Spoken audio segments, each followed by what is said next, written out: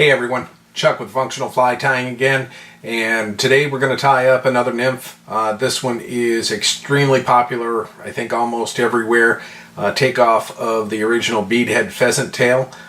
This one's called the Frenchie, and essentially it just replaces the thorax on that beadhead pheasant tail with a brighter hot spot. And so not a lot more to say about it other than it's a fantastic fly. Fish it in a variety of sizes, and if you want to change the color of the thorax, you can do that too. All right, let's go ahead and start tying.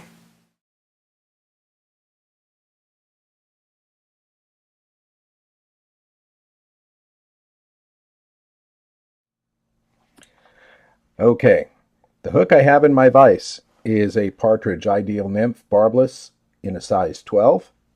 And on that I have mounted a gold tungsten bead in a 2.4 millimeter.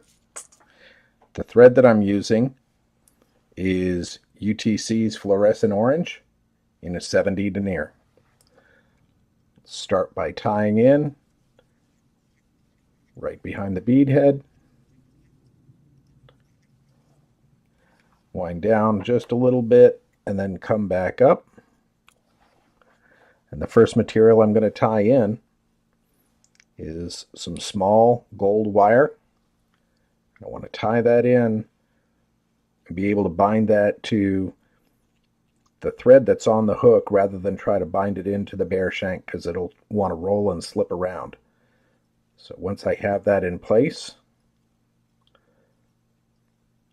I'm going to just put a nice even coat of thread running all the way down to the end of the straight part of the shank, not wanting to get down onto the bend of the hook. And next I have a strand of pheasant tail. Now if you get a good longer piece like this, you might be able to do the tail and the abdomen all in one piece.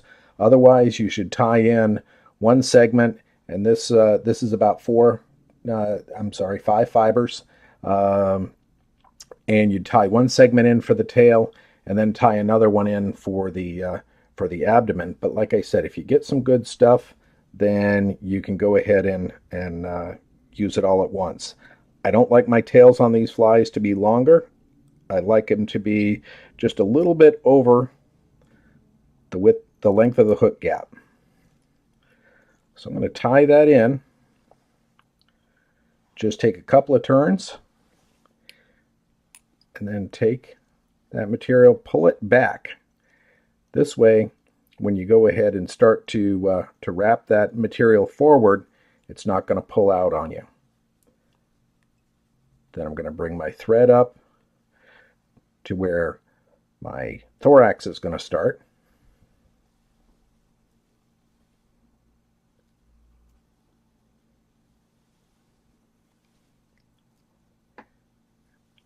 And I'm going to wind that partridge, or pheasant, excuse me, around the body. I like to keep this as slim as I possibly can.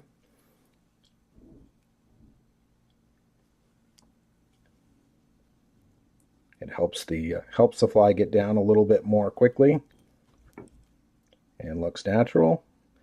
And every now and then, sometimes it's going to slip out of your hands. If you want to move to a pair of hackle pliers at this point, might not be a bad idea.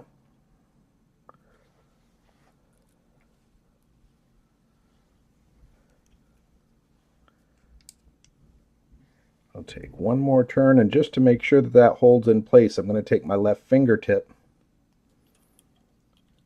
and hold that material down right on top of the hook until I can grab it at the bottom.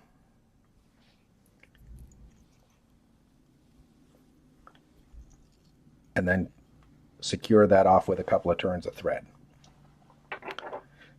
Now you can go ahead and trim away the excess.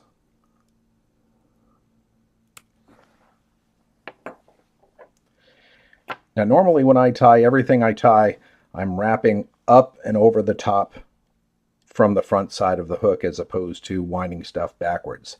This is one instance where I'm going to go ahead and do the opposite. And the reason is that I want to wrap this gold wire in the opposite direction so that every time the wire comes up and over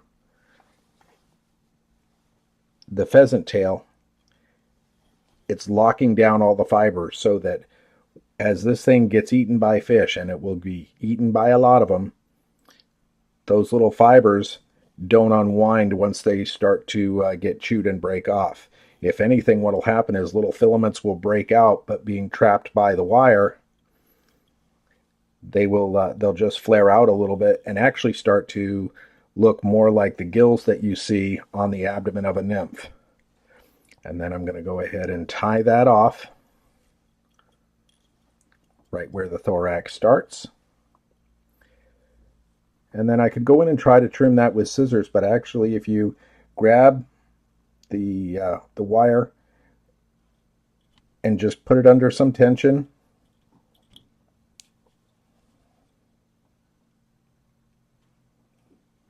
and just wiggle that back and forth,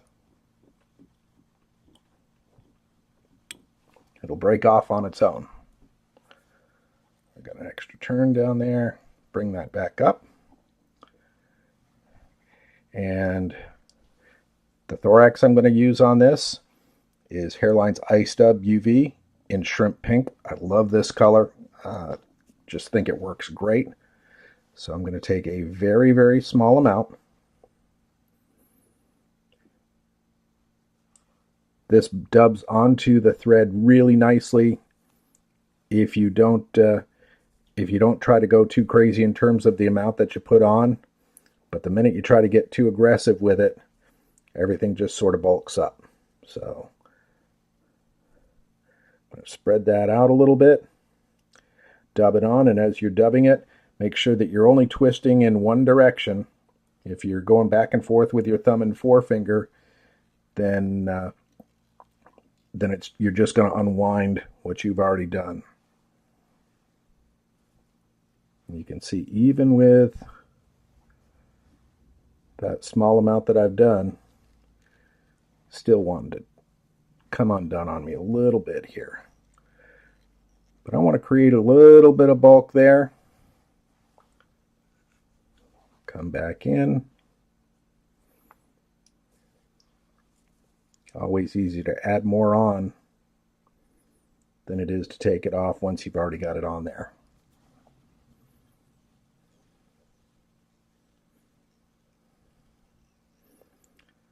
So now I've brought that up, and that is forcing that bead right up to the eye. And all that's left to do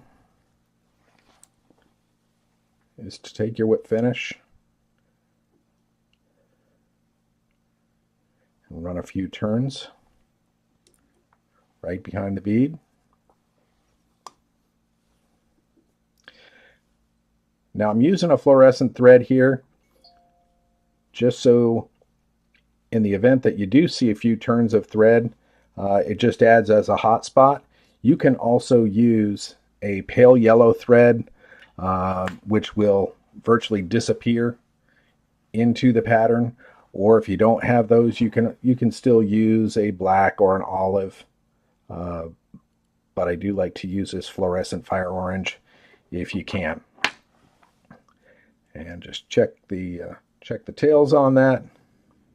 Make sure everything is sitting the way I want it to look. And there's the Frenchie.